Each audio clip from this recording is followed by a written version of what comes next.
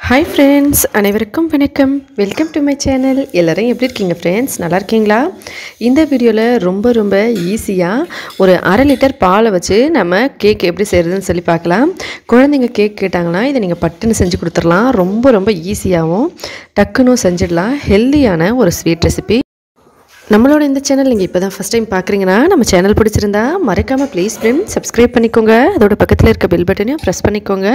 இதனால் புதுசாக எப்போ வீடியோஸ் அப்லோட் பண்ணாலும் உடனே உங்களுக்கு ஒரு நோட்டிஃபிகேஷன் வந்துடும். நம்மளோட எல்லா வீடியோஸையும் நீங்கள் மிஸ் பண்ணாமல் உடனே பார்க்கலாம். இப்போ வாங்க வீடியோக்குள்ளே போகலாம்.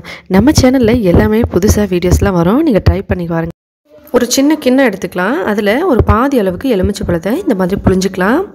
இதோட கூடவே கொஞ்சம் தண்ணி. இப்போ நம்ம பாதி அளவுக்கு எலுமிச்சை பழம் எடுத்துருக்கோன்னா அது 1 ஸ்பூன் இருக்கும் இல்லைங்களா, அதில் 1 ஸ்பூன் தண்ணி சேர்த்துக்கலாம். சேர்த்துட்டு இந்த மாதிரி கொட்டை இருந்தால் அதை எடுத்துகிட்டு இதை ரெடி பண்ணி வச்சுக்கலாம். அடுப்பு மேலே ஒரு 1/2 லிட்டர் பாலை வச்சு நல்லா சூடு பண்ணிக்கலாம். அது சூடாகட்டும். பாலுங்க நல்லா சூடாக இருக்குது பாருங்கள். நீங்கள் எவ்வளோ பாலில் வேணாலும் செஞ்சுக்கலாம். இந்த ஸ்வீட்டை ரொம்ப நல்லது. நம்ம பேக்கிங் பவுடர், பேக்கிங் சோடா எதுவுமே போடாமல் வீட்டில் இருக்க பொருட்களை வச்சு ரொம்ப இயற்கையான முறையில் செய்கிற ஒரு கேக்கு. குழந்தைங்களுக்கு ரொம்ப நல்லது. பால் குடிக்காத குழந்தைங்களுக்கு கூட நீங்கள் இந்த மாதிரி செஞ்சு கொடுத்துடலாம். பால் இப்போ நல்லா கொதிச்சிருச்சு. இதில் நம்ம கலந்து வச்சுருக்க இந்த தண்ணியை இப்படி ஊற்றிட்டு நல்லா கலந்து விட்டுறலாம். நல்லா கலந்து அடுப்பை ஆஃப் பண்ணிடலாம். இது வந்து சென்னா, அதாவது அந்த திரியெல்லாம் திரிஞ்சு சென்னா தனியாக, அந்த தண்ணி தனியாக வந்துடும். இதை அப்படியே நம்ம அடுப்பை ஆஃப் பண்ணிடலாம். ஒருவேளை சென்னா சரியாக தெரியலனா நீங்கள் இன்னும் கொஞ்சம் எலுமிச்சை பழ சாறு வேணாலும் சேர்த்துக்கலாம். இப்போ பாருங்கள், தண்ணி தனியாக சென்னா தனியாக வந்துருச்சு. இப்போ இதை நம்ம வடிகட்டிக்கலாம். இந்த சென்னாவை வச்சு நிறைய ரெசிபியெல்லாம் செய்யலாம் ஃப்ரெண்ட்ஸ். உடம்புக்கு ரொம்ப நல்லது. குழம்பு செய்யலாம், சைட் டிஷ் செய்யலாம், ரொம்ப புதுசான ஸ்வீட்ஸ்லாம் செய்யலாம், நிறைய டிஃப்ரெண்ட்டான ரெசிபீஸ்லாம் செய்யலாம். உங்களுக்கு தெரிஞ்சுக்கணுன்னா கமெண்ட்ஸில் சொல்லுங்கள், கண்டிப்பாக அப்லோட் பண்ணுறோம். இப்போ இதை நம்ம வடிகட்டிடலாம். அப்படியே இது நல்லா நம்ம சூடாக இருக்கும் போது அந்த எலுமிச்சை சாறு போட்டிருந்தோம். கொஞ்ச நேரத்தில் அது வந்து அதை திரிஞ்சு இந்த மாதிரி தனித்தனியாக வந்துருச்சு. அதுக்கப்புறம் நம்ம கீழே ஒரு இந்த மாதிரி பாத்திரம் வச்சுட்டு அதுக்கு மேலே ஒரு வடிகட்டியோ இல்லை வெறுமனே துணியை கூட போட்டு அதில் நம்ம ஏற்கனவே காய்ச்சி வச்சுருந்ததை இதுக்குள்ளே ஊற்ற போகிறோம். அப்போ வந்து தண்ணியெல்லாம் கீழே போயிடும். மேலே வந்து நமக்கு சென்னா மட்டும் நிற்கும். இந்த மாதிரி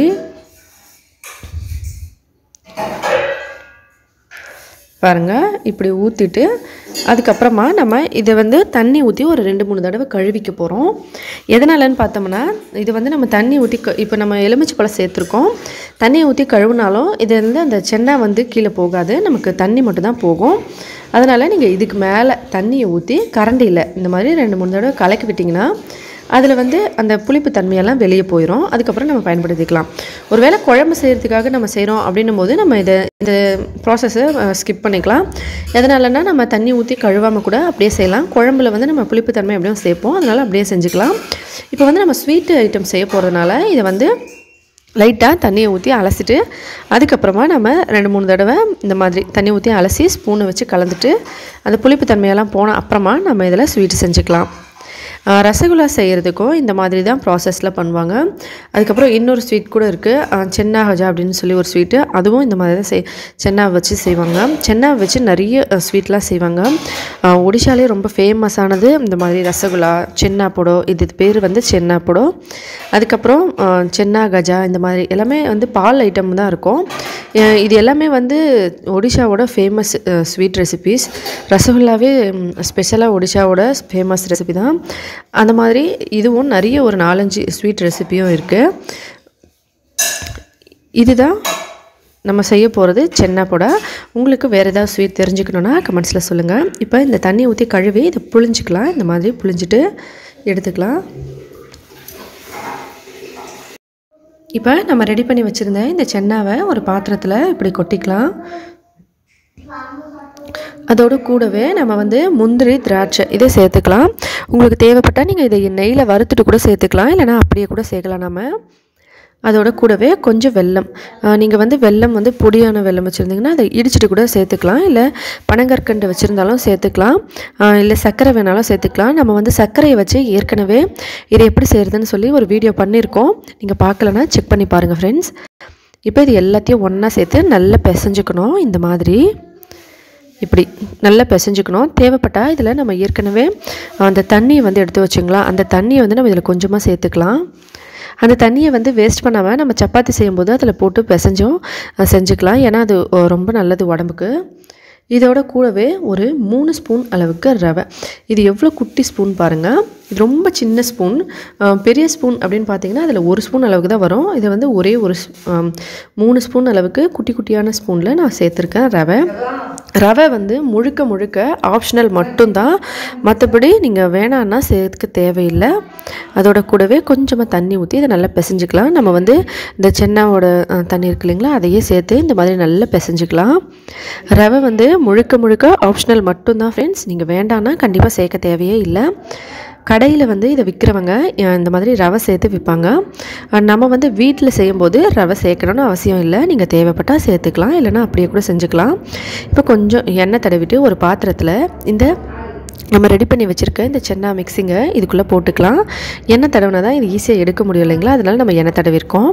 இப்போ எல்லாத்தையும் இதுக்குள்ளே வச்சு நல்லா ப்ரெஸ் பண்ணி விட்டுறலாம். இப்படி ஒரு கேக் ஷேப்புக்கு வந்துடும் இல்லைங்களா, அதனால் நல்லா நம்ம இப்படி ப்ரெஸ் பண்ணி வச்சுக்கலாம். இந்த சென்னா புடவை வந்து பார்த்திங்கன்னா ஒடிசாவில் 1 கிலோவே 300 ரூபாயிலேருந்து 400 ரூபாய் 500 ரூபாய் அந்த மாதிரி ஒரு இடத்துல ஒரு ரேட்டில் விற்பாங்க.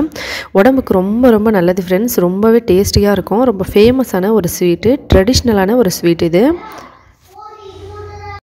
இந்த பக்கம் ஒரு பழைய கடாயில் கொஞ்சம் சால்ட் உப்பு அடியில் போட்டுக்கிறேன்.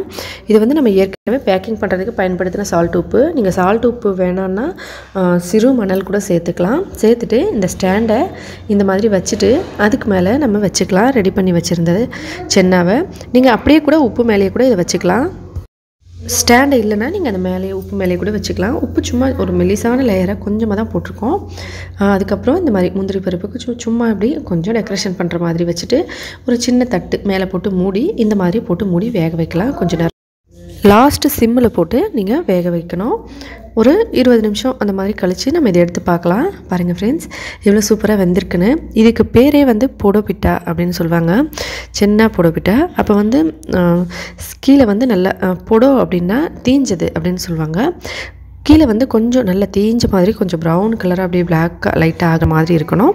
மேலே வந்து இந்த சைடில் மட்டும் அந்த கலர் இருக்கும், மேலே வந்து இந்த மாதிரி கலர் இருக்கும். இப்போ இது நல்லா வெந்துருச்சு பாருங்கள். இதை நம்ம எடுத்து கீழே வச்சுட்டு பார்த்திங்கன்னா இந்த மாதிரி எவ்வளோ ஈஸியாக இதை எடுக்க முடியுது பாருங்கள். ரொம்பவே ட்ரெடிஷ்னலான ஒரு ஸ்வீட்டு. நம்ம பேக்கிங் சோடா, பேக்கிங் பவுடர் இதெல்லாம் இல்லாமலேயே நம்ம அந்த காலத்துலேயே இந்த மாதிரி கேக் செஞ்சு சாப்பிட்ருக்கோம். அதுவும் ரொம்ப ரொம்ப ஹெல்த்தியாக. நீங்களும் வீட்லேயே ட்ரை பண்ணி பார்த்துட்டு மறக்காமல் கமெண்ட்ஸில் எப்படி இருந்ததுன்னு சொல்லுங்கள் ஃப்ரெண்ட்ஸ். இந்த வீடியோ பிடிச்சிருந்தா ஒரு லைக் பண்ணிவிடுங்க. உங்களோட ஃப்ரெண்ட்ஸுங்களுக்கெல்லாம் மறக்காமல் ஷேர் பண்ணி நம்ம சேனலை பற்றி சொல்லுங்கள். மேலும் இதே போல் இன்னும் பல புதுவிதமான டிஃப்ரெண்ட்டான வீடியோஸ்லாம் பார்க்குறதுக்கு நம்ம சேனலை சப்ஸ்கிரைப் பண்ணிக்கோங்க. ரொம்பவே ட்ரெடிஷ்னலான ஒரு கேக்கு ட்ரை பண்ணி பார்த்துட்டு மறக்காமல் கமெண்ட்ஸில் சொல்லுங்கள். ஹெல்த்தியாக சாப்பிட்டு சந்தோஷமாகவும் சேஃபாகவும் இருங்க. நன்றி, வணக்கம். அடுத்த வீடியோவில் பார்க்கலாம்.